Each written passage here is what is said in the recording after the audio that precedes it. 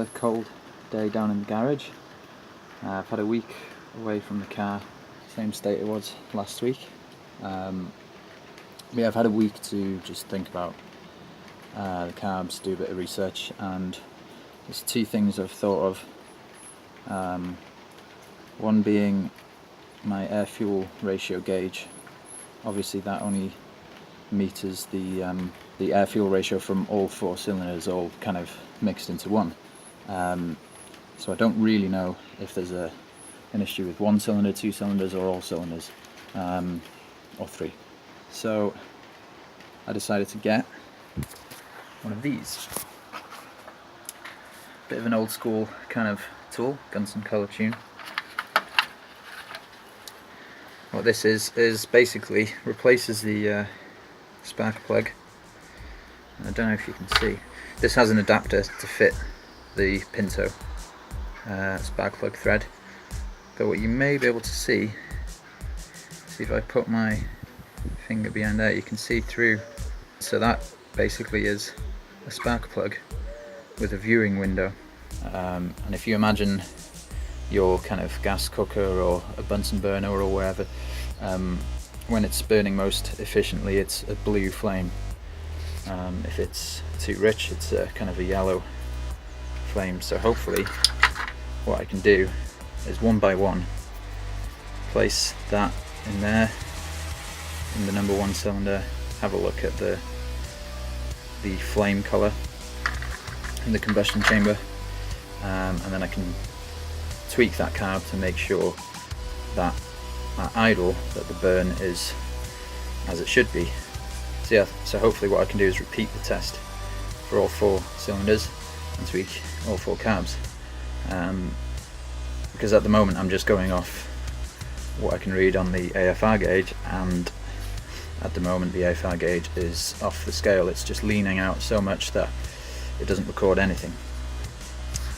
So yeah, so basic tools.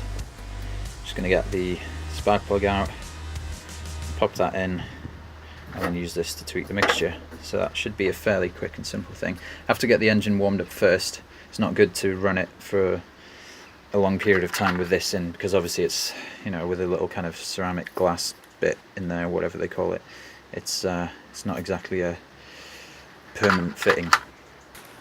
So that's that bit. The other thing was the float heights in the carbs. The float bowls in the bottom, I've tried to get them to look level, but on the motorbike they're sat at a much steeper angle apparently. Everyone says on these Pinto engines, for some reason, get the float bowl level. So look at where the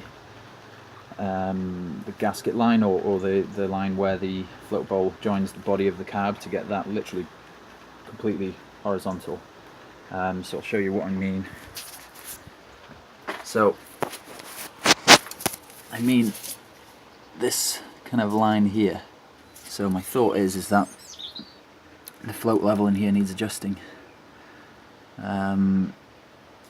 So if I can't get the fuel mixture right using just the idle adjustment screw, the idle kind of circuit adjustment screw, to either lean out or richen up the idle mixture, it may be that I've got an issue with float bowls. Okay, so slight delay in proceedings. The car is not starting. It's turning over. Can't seem to spot any fuel leaks. That was the issue I was having last time I was starting it. There was fuel leaking from the pipe over there. That's all okay. So I think I might not be getting any spark at the moment. I'm not too sure if it's just because the battery's not getting enough charge. Battery connections seem to be fine. No apparent fuel leaks. Everything's connected as it was. Firing order hasn't changed. All the cables are in the right place. Yeah, so a bit unsure as to why it's just not starting. Good progress so far. So yeah, the car's not starting at all. Just continuously turning over. It's not igniting the fuel at all. So yeah, these are the carbs that my good friend Carl borrowed me. It seemed to run better on these. So all the jets on every single one, mains, pilots, all that, they're all standard. So that should be the same. The one thing that's adjustable without having to replace any parts is this. So that is the float. And the bit that you adjust, there's a little metal tab just in between those two plastic bits. And I'll take all this off in a second just to show. There's a little metal tab there that you can bend. So I'm going to go about measuring the height on these. Now if you flip the carbs all the way over, you can't take an accurate measurement because there is a little spring-loaded bit inside there. I'll show that just now. So here's the float off the car, and you can see, well, off the carb, sorry, and you can see that that is the that's the kind of needle bit that blocks the fuel from coming in and regulates it. Now that little tiny little cylindrical bit that sticks out of the top, that is spring loaded. There's a spring inside this thing. Now when you're checking your float height, you want to make sure that that isn't compressed, hence why you can't have your carbs sat at that angle, because what happens is the float will rest completely on that spring loaded bit, and it will go down lower than the level that you need.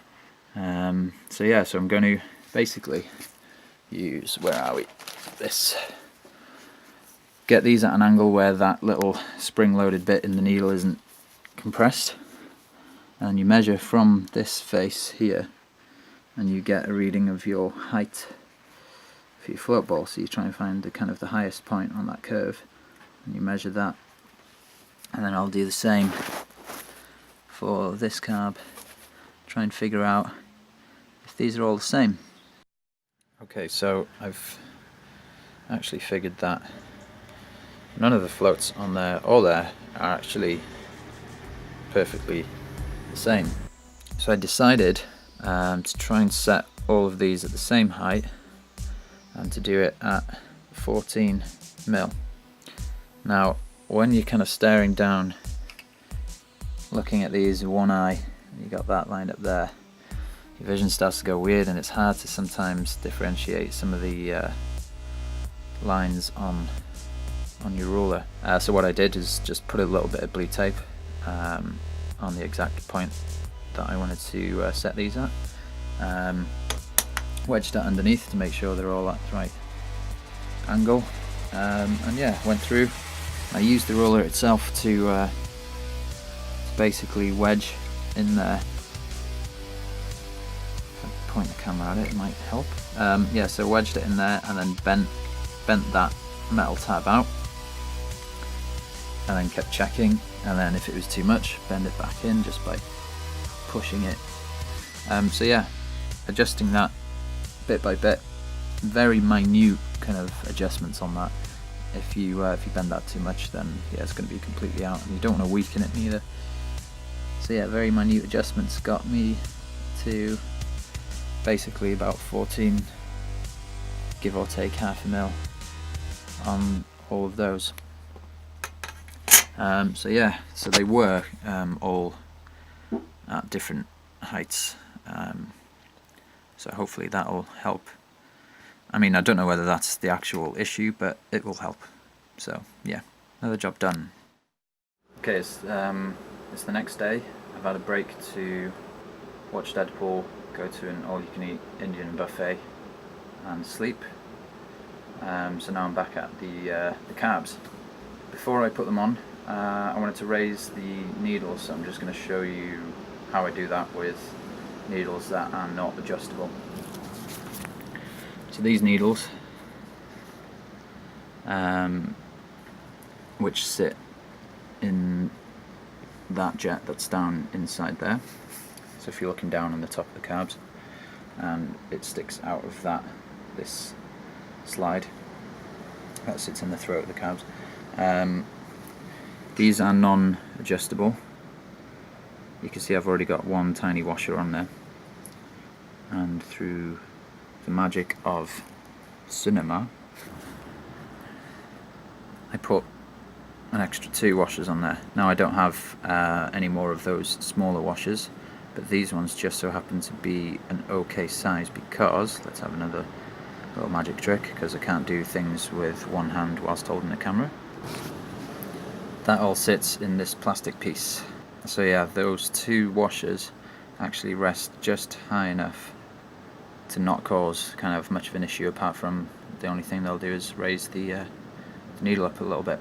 Yeah, because I used to run these needles a bit higher, so I'm kind of going back to a setup that I knew worked, even if it was a little rich, just to see if I can get things going again. And I can always, whilst these are on the car, they're quite easy to just take the tops off, slide these needles out, and take a couple of washers out if it's running too rich.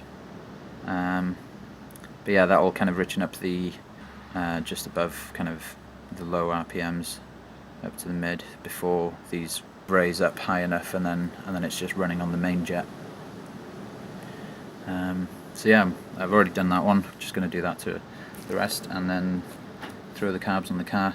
Charge the battery fully as well, so hopefully that'll get things running again. Okay, so narrowed down the starting issue to lack of spark. I was using these, I can't remember their name. Basically you can use them to, it's like a transparent plastic and you can see the spark jumping inside here, so you know basically if there's any spark actually reaching the plug. And with my girlfriend turning the key and me standing here watching these, I could see that there was 0 spark at all in any of them. So yeah, something between last weekend and this weekend has caused my car to stop producing a spark. It's kind of frustrating because cables are new, spark plugs are new, AccuSpark electronic ignition bit is new, that's new. Oh yeah, and I know that's disconnected, don't worry. I disconnected that so I could start poking around with some of the electrical bits just to see. I didn't want to electrocute myself. So yeah, electrical problems, my worst enemy. Okay, so first thing I've done is take this out and put my old one back in, the old ignition coil. I know that one worked. This one was supposed to be a bit of a performance upgrade really. So yeah, this is pretty new and should be good quality, but we'll see. Right, so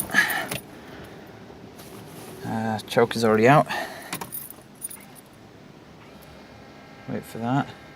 It says poo for some reason. Alright, let's give it a go. Yes! Haha! Up yours, AccuSpark. Up yours! Wow, that's incredibly smooth considering. But that's on choke. Okay. That's reading something, which is good.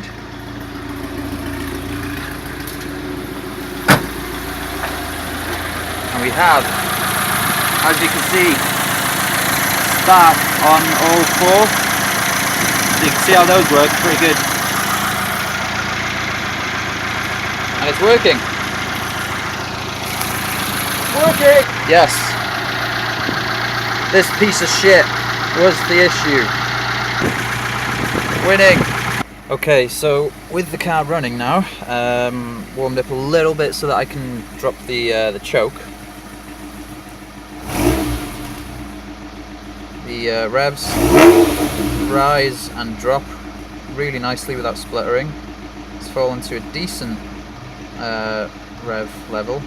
Still a little bit of kind of misfiring-ish, and yeah, you can see it's running quite rich. That should be around 14.7. Yeah, it's skipping around a bit, so yeah, hopefully I can use the Gunson Colortune thing to, once this is warmed up, to have a look at what the mixture's doing on each cylinder, and get back to what I was supposed to be doing. Okay, so hopefully you can hear me with the engine running, and hopefully you can see inside there, you can see the combustion through the Colortune. So yeah, you can see it's a nice blue colour, a little bit of a misfire from time to time, but yeah, nice blue colour. That's 3.5 turns out on the idle screw, so I've set the same on all the others. I did the same with this one, and I'm gonna check the last one. So yeah, basically you can see if that goes to like a yellowy flame, it's too rich. If it's really white, white blue, it's too lean. So yeah, it looks pretty good. My only issue is, for some bizarre reason, really annoyed about this, my AFR gauge is now stuck at 14.8, so that's really annoying. Yeah, no idea why it's done that. It's worked fine always up until now, and then poof, stopped working. Piece of shit, why has everything stopped working? Yeah, carbs have gone fine now. Everything's kind of all adjusted. Actually, the exact same amount of turns out was perfect for each one after using the Colortune. Yeah, so now I need to figure out why that AEM gauge isn't working properly. Aside from that, engine's back up and running, so that's good. I'll be back onto welding stuff soon. So yeah, see you later, internet.